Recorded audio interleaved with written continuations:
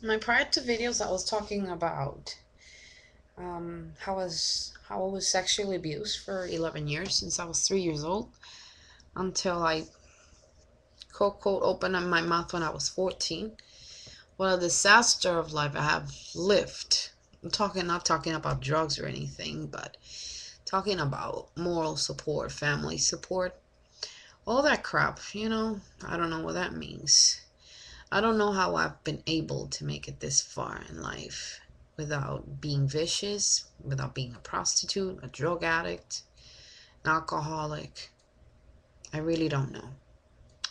I believe that comes from up there, and down here, whatever I've done right. The aftermath of like my second video together with my first one, if you have watched it, it's one amazing. It could have turned into a nightmare, and it still feels like it's a nightmare, but in another way I believe it's a blessing.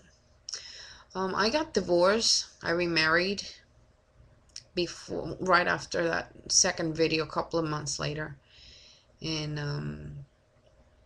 when I remarried, like a year later, I noticed that my current husband had schizoaffective disorder. I took him to the doctor. He was without medication. He's extremely intelligent, but as I noticed that he was having these delusions and hallucinations, which they were in his secret world, I had problems. He started being physically violent, abusive, emotionally abusive, verbally abusive. And what could I have done? Um, Nothing. Somebody that suffers from this illness, a schizoaffective disorder, has wrong beliefs, and they can't help it because the hallucinations meaning things that they see that are not there, that are not real. You might be talking to them, and they might be like, behind you. They might be seeing something that tells them like kill them or hit them or get rid of them. And on top of that, the delusions. You can be telling these type of patients like, no, that's not true. Nobody was here. No, you're saying I was cheating you. No, that's not true. They're not doing it because they're jealous people. They're doing it because they're sick. And that gets them into trouble. They turn violent and promiscuous, which my husband only like was like sexually explosive, like only in the house, and it turned into like being abusive in that sense also. But I did understand what he was going through. Well, at this point, I am alone. He was deported to Turkey, and God knows when he's coming back. I don't know what to tell you. It feels very lonely. During this time that he's been sick and overseas, and by the time he was here, we were separated totally. And it turns into a nightmare because you and your brain don't know what's going to happen next. Well, a lot of people that really knows me for a lot of years just gave me this advice once and again and again and again, and I'm going to follow it. I am so emotionally overwhelmed with all this situation and try to find friends and close friends, and they just don't understand. They're entangled in their own things. They even think that what you're telling them is stupid, or you're lying to them, or just crazy stuff like that. People that have never had to miss anything or suffer anything like I have.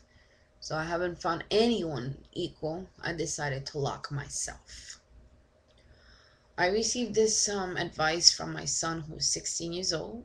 He's been in college for almost 1 year now. He said he's going to be a genetics doctor. He said, Mother, lock yourself in a room, start eating ramen noodles, start being cheap with yourself, Once in a while, go out once, twice a month. Don't go crazy either. But it's time that you take the time for yourself, for your school, and freaking graduate. I said, that's going to take me about 6 more years to become a doctor. He said, it does not matter. What matters is that you have the charisma, that you have the knowledge, you have the patience to do this, and I wanna reach you at the end of our goal, because this is our goal. You will be doing psychoanalytical research with people. I'm going to be doing scientific research with people with mental disorders. So take your pick. So I decided to kind of like isolate myself from the world and reprocess something I learned in psychiatric hospital called EMDR. It's eye movement desensitization and reprocessing. I'm gonna do that live, like with myself. I'm not gonna go through the treatment, but I learned how to do it without getting totally affected. And I'm gonna weed out the things that are affecting me right now and just focus on my goal. I'm about to start the semester in 2 weeks, the 29th of August, which is my husband's birthday. And I'm gonna try to do my best. I'll give you an update about what's gonna happen in school, what's been happening, and what will happen during the semester. And with all these emotions and overwhelming feelings, I'm gonna do my best. I'm gonna push myself to get up from here and get out from here and go to school and finish my degree. I know the world needs me. Thank you very much. I'll see you later.